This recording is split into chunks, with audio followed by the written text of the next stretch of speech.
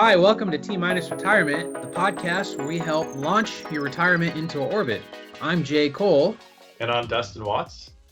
So today's video is going to be a little bit shorter, and I've been getting a lot of questions about recipients of Social Security automatically getting a lump sum check from Social Security. And these checks can vary in how big they are. It could be a couple thousand. I just spoke with a client the other day that got a check for $22,000, and they weren't sure what it was, why it pertained to them. In fact, for that client specifically, they weren't even on Social Security just because they were on a government pension and never was allowed to have it. And so, yeah, we just wanted to talk about what's going on with Social Security. Why are most people, or not most people, but why are people getting these lump sum checks, and how it affects them? So it looks like 3.2 million people fall into this category that got some type of check from Social Security, and it has to do with the Windfall elimination provision and the government pension offset. So maybe we can dive into that a little bit. Yeah, so those two provisions, basically, if a worker, let's say, worked a job that was in the private sector and paid into Social Security for a decent amount of years or a couple of years, but then over the course of time transitioned into working for either the federal government, a state government agency that doesn't pay into Social Security, those people, they end up paying into their own pensions, again, whether it's from the federal government or from a state or local government. And essentially that's how they get their retirement when they do end up retiring. So these provisions essentially said you can't double dip, where if you paid into Social Security for X amount of years, but then you have also these pension benefits that you're paying into, you can't essentially collect both equally. So the provision would essentially reduce what your Social Security benefits were based off of what your pension benefits are from these governments. And it's been like that for quite a long time now. So yeah, I've had many clients when they retire and they work for a specific county, they're getting a pension from the county, and then they go and apply for Social Security, and essentially their benefits are only covering what the Medicare payments are. It's not that much. Yeah, it's the ones I've seen. It tends to be maybe a few $100s or more. It's not a whole lot when they have that elimination provision. Exactly. So again, that really only affects individuals that work for a governmental agency.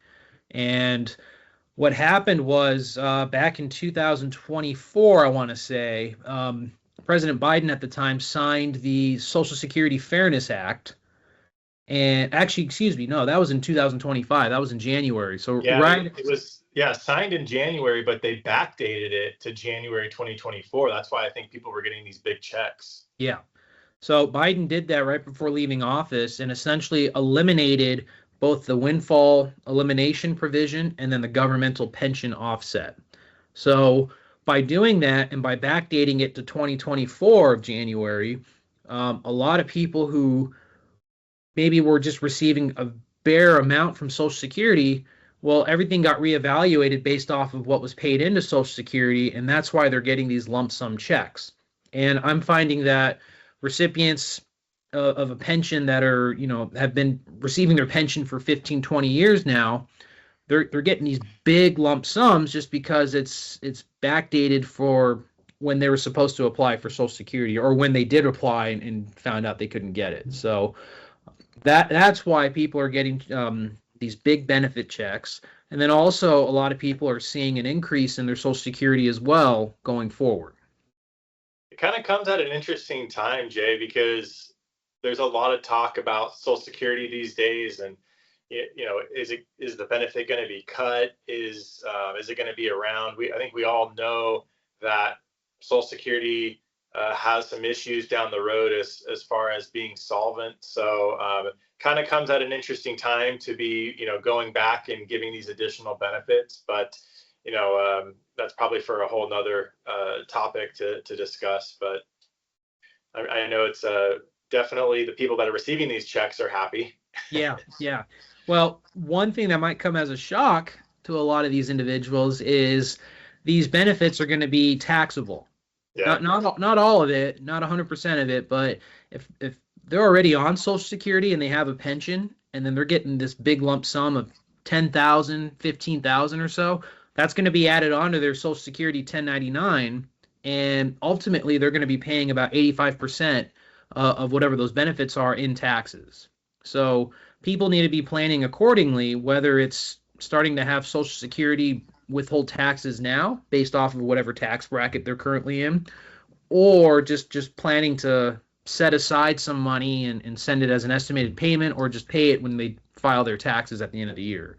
So real quick, Jay, because I think this confuses a lot of people, and you mentioned it briefly, but Social Security by itself is not taxable. But when you have Social Security plus other income, up to 85% of your Social Security benefits are included in your income, which is then taxed at your ordinary income tax rate. Do I have that right?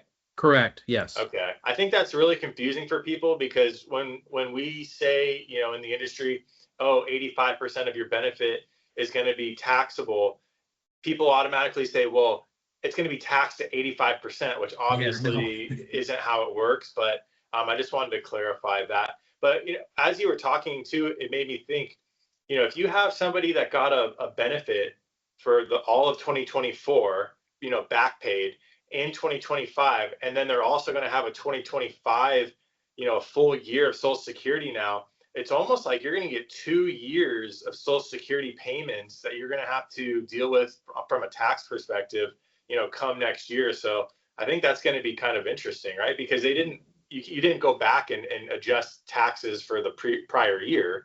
Right. So we'll see how. I think that's going to catch some of those people off guard on how much they actually owe, because I'm sure most of those people also are not having taxes withheld from Social Security if they were in that elimination, circumstance. Yeah. That'll be interesting.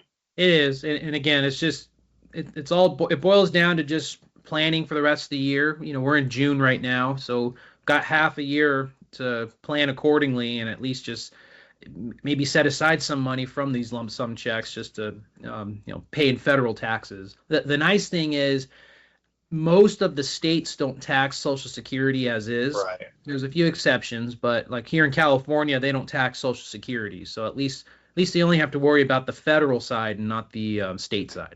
Well, and for those people who did get that increase in benefit, and really anybody who's on Social Security, just know you can have voluntary tax withheld from Social Security. It's just a one-page form. It's a very simple form. There's a Mm-hmm. couple options on what percentage you can have withheld, but that's not a bad idea if that additional Social Security tax ends up, causing you to owe every year. You can have that withheld and just get it out of the way. That way, you're not writing a check to Uncle Sam come tax time. Exactly. Yeah. Cool.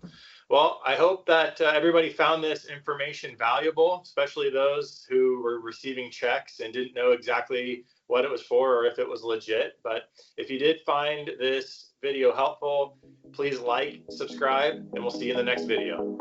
Take care.